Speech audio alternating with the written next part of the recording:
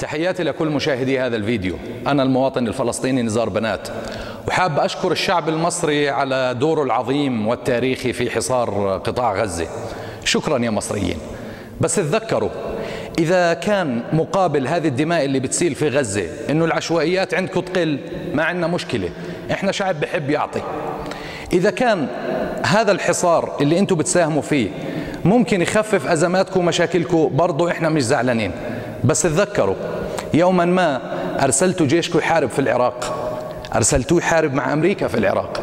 شو الثمن؟ زادت العشوائيات، وزاد الفقر، وزادت الكروش، وزادوا رجال الأعمال، وزاد تسلط المؤسسة العسكرية عليكم. شكرا يا مصريين. النظام المصري بيفسر إصراره على حصار غزة بحماس. لا يا عسكر مصر، طول عمركم هيك، حاربتوا فتح بنفس اللغة، حاربتوا الجبهة الشعبية بنفس اللغة، حاربتوا كل الفصائل الفلسطينية بنفس اللغة عشان تطوعوها وتدخلوها كامب ديفيد معكم. انتوا بعتوا شهدائكم في كامب ديفيد، احنا بنرفض نبيع شهدائنا، وهاي مشكلتكم، شاعرين بالعجز امامنا يا عسكر مصر. عسكر مصر ما بيعرف يحكم مصر الا باختلاق ازمات واختلاق مشاكل عشان يلهي الشعب المصري. مرة مشكلتكم السودان، ومرة مشكلتكم ليبيا، ومرة بدكم تعملوا حرب على الجزائر عشان مباراة كرة قدم، واليوم حجتكم حماس. يعني الجيش المصري والعسكر المصري زي دون كيشوت يقاتل طواحين الهواء، واليوم حجتكم غزة. لكن بتحاولوا تسلخوا الشعب الفلسطيني. احنا مش مشكلتنا مع الفلسطينيين، مشكلتنا مع حماس. لا، مشكلتك مع كل الفلسطيني يا عسكر مصر، لانه عسكر فلسطين عمل صواريخ وعمل طيارات استطلاع بلا طيار، وعماله بقاوم حتى باللحم الحي.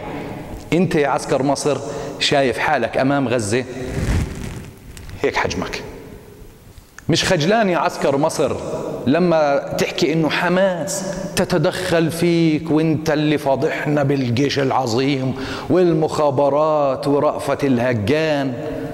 اختشي شوية، اخجل يا عسكر مصر، انت طول عمرك تتدخل في شؤوننا. ذهب رئيسك المقبور أنور السادات ووقع كامب ديفيد وباع مصر. ليه مصرين تبيعونا معكم؟ بعتوا بلدكم وشهدائكم في كامب ديفيد، مع السلامة، احنا ما بدنا نبيع. شكرا عسكر مصر. الإعلام المصري يشكل حالة الرأي العام التي تضع الجمهور في مناخ أزمات الدولة. يعني توفيق عكاشة مش ظاهرة استثنائية، لا، توفيق عكاشة يخاطب شريحة السخفاء، وهناك أكاديميين مصريين ودكاترة جامعات ونخب. طبعا كل هاي النخب بتزور التاريخ والجغرافيا وبتبيع كل مصر ب500 جنيه بس. عكاشة مش ظاهرة فردية، عكاشة يعمل ضمن منظومة تريد للمصري أن يخدر عواطفه وأن يخدر عقله أمام ذبح الفلسطيني. يريدون من المصري أن يستمتع بدوره الخائن. مش المصريين الخائنين، حكومتهم وعسكرهم، هؤلاء هم الخونة. انت يا عكاشة استمر، انت يا عكاشة كده. عندنا في فلسطين في تقليد قديم، زمان لما كان الواحد يشتري عربية جديدة أو يشتري بيت جديد كان يعمل حرز عشان يرد عنه العين، فكان يعلق عليه على العربية جزمة قديمة. انت يا عكاشة الجزمة اللي حترد العين عن مصر. استمر يا كبير، اوعى توقف، خوف مصر تتحسد. واذا كان ولا بد عاوز تتعالج من الهبل اللي انت فيه، روح عندي حظابط عبعاطي، مش هو عالج الايدز بالكفتة، يمكن يعالج غبوتك بالمهلبية. الشعب الفلسطيني لا يرى مصر في عكاشة ولا في السيسي ولا في هؤلاء كلهم. الشعب الفلسطيني يرى مصر في جون جمال الشهيد السوري الذي نذكره وأنتم لا تذكرونه. الشعب الفلسطيني يرى مصر في عيون سليمان خاطر. الشعب الفلسطيني يرى مصر في الفداء السوري سليمان الحلبي الذي قتل كليبر. الشعب الفلسطيني يرى مصر في القائد العظيم سعد الدين الشاذلي وفي القائد العظيم عبد المنعم رياض الذي استشهد في قواعد الفدائيين. أما ما يطفو على السطح فلا نراه، لأنه سيخرج من التاريخ قريبا. لا تبيعوا مصر بحجة أنكم قدمتم شهداء. كل الشعوب التي أرادت أن تتحرر قدمت شهداء. الشهداء المصريين سقط معظمهم بسبب غباء قيادتهم.